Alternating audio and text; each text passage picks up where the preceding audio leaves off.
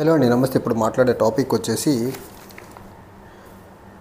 Pahalgam terror attack జరిగిన తర్వాత మణిపూర్లో జరుగుతున్న అల్లర్ల మీద మళ్ళీ ఒక చర్చ బయటకు వచ్చింది. ఈ చర్చను బయటికి తీసుకొచ్చింది ఎవరంటే మైటీస్ అనే ఒక తెగకు సంబంధించినటువంటి సివిల్ సొసైటీ ఒకటి ఉంది. అది కోకోమి అనే ఒక సివిల్ సొసైటీ ఈ పర్టికులర్ అంశాన్ని బయటికి తీసుకొచ్చింది. So BJP Pahalgam Jammu Kashmir terror attack మీద ఇచ్చినటువంటి చూపినటువంటి శ్రద్ధ, ఇంట్రెస్ట్ అండ్ స్పీడీ మేనర్లో ఆ పర్టికులర్ ఆస్పెక్ట్ని కంట్రోల్ చేయాలని అవనివ్వండి, లేకపోతే ఆ పర్టికులర్ అంశానికి రిటాలియేట్ చేయాలని అవనివ్వండి, లేకపోతే దాని అక్కడ టెర్రర్ ఘాతుకానికి పాల్పడిన వాడికి శిక్షించాలనే ఏదైతే ఇంట్రెస్ట్ చూపుతుందో బీజేపీ, మణిపూర్ విషయంలో 2023 మే నుంచి, అంటే ఆల్మోస్ట్ 2 ఇయర్స్గా అక్కడ గొడవ జరుగుతుంటే ఇప్పటి వరకు బీజేపీ నోట్లో నుంచి, ప్రైమ్ మినిస్టర్ నరేంద్ర మోదీ నోట్లో నుంచి మణిపూర్ అల్లర్లు ఆపండి, మణిపూర్లో జరుగుతున్న ఘటన గురించి ప్రైమ్ మినిస్టర్ నోట్లో నుంచి ఒక మాట రాకపోవడం ఒక ఆస్పెక్ట్.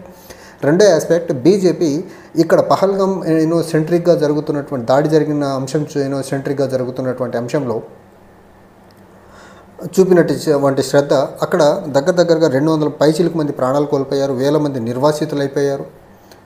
ఇప్పటికి ప్రెసిడెంట్ రూల్ విధించిన సిచ్యువేషన్ అక్కడికి నార్మల్సీ రాకపోవడంతో సో అక్కడ ఉన్నటువంటి ఈ కోకోమి అనే ఆర్గనైజేషన్ ఏదైతే ఉందో డిస్ప్లేజర్ని అయితే చాలా క్లియర్గా ఎక్స్ప్రెస్ చేసే ప్రయత్నం చేసింది.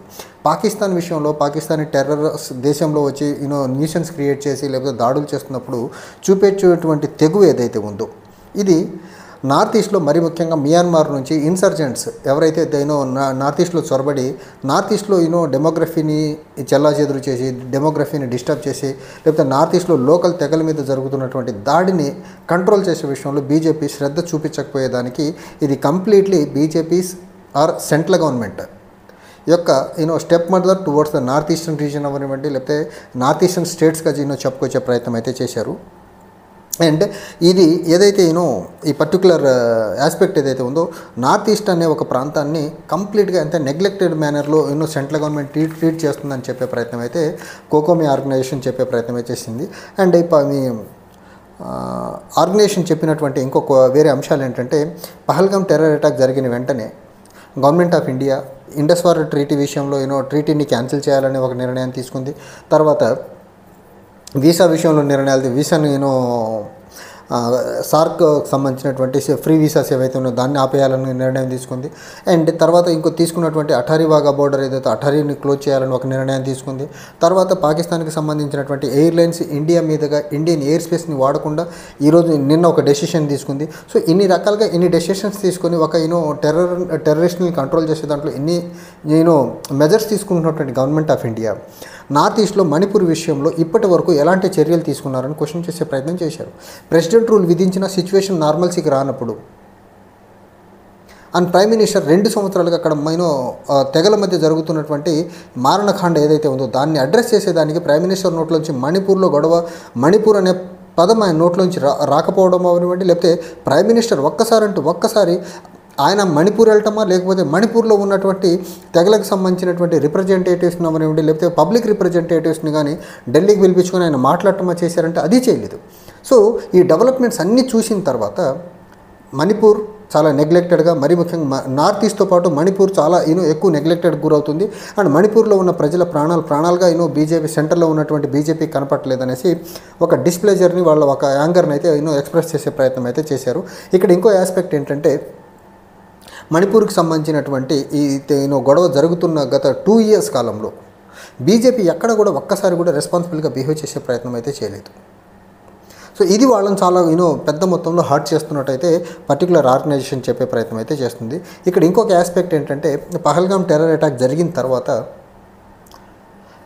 రెగ్యులర్గా సీరియల్ మేనర్లో సీరియల్ మీటింగ్స్ అన్నీ కండక్ట్ చేసుకుంటూ టూ మెనీ ప్రికాషనరీ మెజర్స్ తీసుకుంటున్నారు. అవసరమైతే యుద్ధం చేసేదానికి కూడా సిద్ధపడుతున్నటువంటి బీజేపీ ఇదే అంశంలో నార్త్ ఈస్ట్లో జరుగుతున్నటువంటి ఇన్ఫిల్ట్రేటర్స్, మరీ ముఖ్యంగా మయన్మార్ నుంచి వచ్చేటువంటి ఇన్ఫిల్ట్రేటర్స్ విషయంలో ఎందుకు ఇంత చొరవ చూపే ప్రయత్నం చేయట్లేదని సెక్యూరిటీ పాయింట్ ఆఫ్ వ్యూలో అయితే ఇక్కడ టెర్రరిస్టులు ఎంత ఇబ్బంది పెడుతున్నారో పాకిస్తాన్ నుంచి వచ్చే టెర్రరిస్టులు ఇండియాని, నార్త్ ఈస్ట్కి సంబంధించినటువంటి ఇన్సర్జెంట్స్ ఎవరైతే ఉన్నారో మియాన్మార్ నుంచి వచ్చేవాళ్ళు వాళ్ళు కూడా అంతే ఇబ్బంది పెడుతున్నారు నార్త్ ఈస్ట్ ప్రాంతాన్ని. సో నార్త్ ఈస్ట్ ప్రాంతంలో ఆ ఇన్సర్జెంట్స్ని కంట్రోల్ చేయడానికి గవర్నమెంట్ ఆఫ్ ఇండియా ఎలాంటి మెజర్స్ తీసుకుంటుంది, ఇంత స్పీడీ మేనర్లో ఇంత సీరియస్గా ఎందుకు ప్రొయాక్టివ్గా ఎందుకు రెస్పాండ్ అవ్వట్లేదని కోకోమి అనే ఆర్గనైజేషన్ అడగడం జరుగుతుంది. దానికి గవర్నమెంట్ దగ్గర సెంట్రల్ గవర్నమెంట్ దగ్గర ఏమైనా సమాధానం ఉంటుందా? నరేంద్ర మోదీ గారి దగ్గర ఏమైనా సమాధానం ఉంటుందా? ఆయన పహల్గామ్ దాడి గురించే మీడియాతో మాట్లాడి సమాధానం చెప్పలేని పరిస్థితి. 2 సంవత్సరాలుగా మణిపూర్లో ఏం జరుగుతున్నా పట్టించుకోకుండా కామ్గా చూస్తూ ఊరుకున్నటువంటి వ్యక్తి. సో ఇప్పుడు ఏదో కోకోమి అనే ఆర్గనైజేషన్ అడగటం వల్ల నరేంద్ర మోదీ గారు బయటకు వచ్చి మణిపూర్ అంశం మీద ఆయన ఏదో మాట్లాడతారనుకోవడం అది ఫూలిష్నెస్ అవుతుంది కదా. 2 సంవత్సరాలుగా పర్టికులర్గా ఒక రాష్ట్రంలో 2 తెగల మధ్య గొడవలు జరుగుతా వందల మంది ప్రాణాలు కోల్పోయి వేల మంది నిర్వాసితులుగా మారిపోయి ఈ రోజుకి సిచ్యువేషన్ నార్మల్సీకి రాక చాలామంది వాళ్ళ సొంత గృహాలు వదిలి వేరే దగ్గర రెఫ్యూజీ షెల్టర్స్లో వెళ్ళి బతుకుతున్న విధానం ఇవన్నీ చూసినా కానీ మానవీయ కోణంలో కూడా ప్రైమ్ మినిస్టర్ ఈ రోజుకి మణిపూర్ గురించి మాట్లాడలేకపోతున్నారంటే ప్రైమ్ మినిస్టర్గా దేశానికి ఉండేదానికి అర్హుడా? జమ్మూ కాశ్మీర్లో పహల్గామ్లో దాడి జరిగిన తర్వాత జమ్మూ కాశ్మీర్కి ముఖ్యమంత్రితో ఫోన్లో మాట్లాడే ప్రయత్నం చేయలేకపోయారు. అండ్ దాడి జరిగిన ప్రాంతాన్ని కనీసం సందర్శించే పని చేయలేకపోయారు. దాడి జరిగిన ప్రాంతంలో గాయాలు పడి హాస్పిటల్స్లో ట్రీట్మెంట్ పొందుతున్న వాళ్ళని కనీసం అక్కడికి వెళ్ళి పరామర్శించే పని చేయలేకపోయారు. సో ఈ రకంగా చూసుకుంటే ప్రైమ్ మినిస్టర్ నరేంద్ర మోదీ ఎంత ఇన్సెన్సిటివ్ పర్సనో చూడండి. అసలు ఎక్కడా కానీ ఆయనకి సెన్సిటివిటీ లేదు. కానీ ఆయన దగ్గర ఉన్న ఒక గ్రేట్ క్వాలిటీ ఏంటంటే గ్రేట్ ఓరేటర్. ఎలాంటి అంశాన్నన్నా ఒక నాటకీయ కోణంలో మాట్లాడి అంశాన్ని రక్తి కట్టించగలడు. కానీ ఆయనకి హృదయంతో స్పందించే లక్షణం లేదు అనే దానికి బెస్ట్ ఎగ్జాంపుల్ మణిపూర్లో జరుగుతున్న ఉదంతానికి 2 సంవత్సరాలుగా కనీసం దాన్ని అడ్రస్ చేసే పని చేయకపోవడం అవనివ్వండి, పహల్గామ్లో దాడి జరిగిన తర్వాత కనీసం సైట్ని విజిట్ చేయకపోవడం, అక్కడ కన్సర్న్ యూనియన్ టెరిటరీ హోమ్ మినిస్టర్తో మాట్లాడకపోవడం, లేకపోతే గాయాలు పడ్డ వాళ్ళు హాస్పిటల్లో ట్రీట్మెంట్ జరుగుతున్న దగ్గర కనీసం వాళ్ళు వెళ్ళి మాట్లాడకపోవడం, ఇవన్నీ చూస్తామంటే ప్రైమ్ మినిస్టర్ నరేంద్ర మోదీకి ఎక్కడా కూడా ఒక humanitarian approach or humanitarian concern అనేది లేదనేది మాత్రం చాలా ప్రస్ఫుటంగా అర్థమవుతుంది. కానీ నార్త్ ఈస్ట్లో పాపం ఈ 2 ఇయర్స్గా జరుగుతున్నటువంటి ఈ తెగల గొడవ ఏదైతే ఉందో వాళ్ళు చాలా సఫర్ అవుతా మణిపూర్ విషయంలో పహల్గామ్ విషయంలో తీసుకున్నటువంటి ప్రికాషనరీ మెజర్స్ అవనివ్వండి, ప్రికాషనరీ కాదు, ఫర్దర్గా జరగకుండా తీసుకుంటున్నటువంటి డెవలప్మెంట్, పాకిస్తాన్ మీద తీసుకుంటున్నటువంటి డిప్లొమాటిక్ పాకిస్తాన్కి ఎన్ని రకాలుగా సంబంధాలన్నీ కట్ చేసుకోవాలి, అన్ని రకాలుగా సంబంధాలు కట్ చేసుకుంటున్న క్రమంలో ఇన్సర్జెంట్స్ విషయంలో ఎందుకు చేయట్లేదని కన్సర్న్ వాళ్ళలో ఉంది. జనరల్గా ఆబ్వియస్గా ఉంటుంది కదా.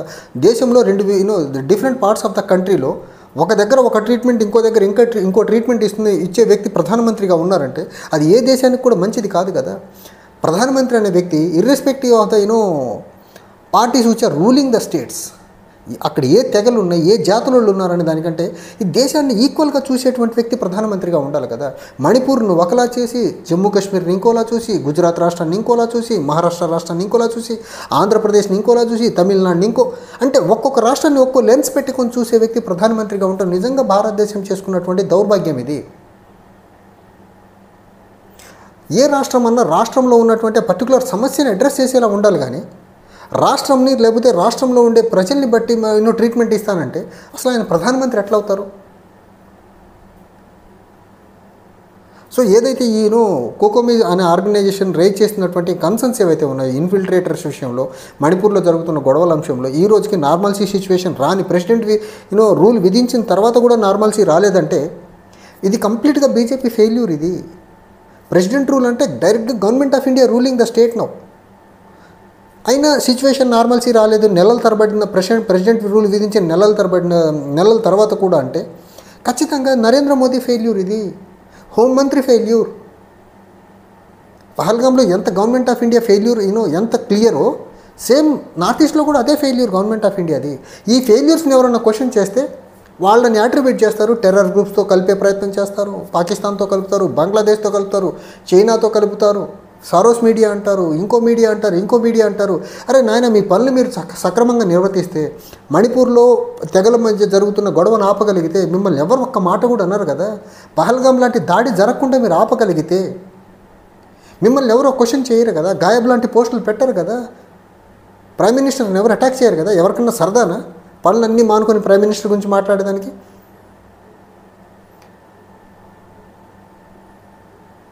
ఇది చాలా క్లియర్గా biased response towards north east as well Jammu Kashmir అనేది చాలా ప్రస్ఫుటంగా అర్థమవుతుందనేసి కోకోమి వాళ్ళ బాధను అయితే వెళ్ళగక్కే ప్రయత్నం చేసింది.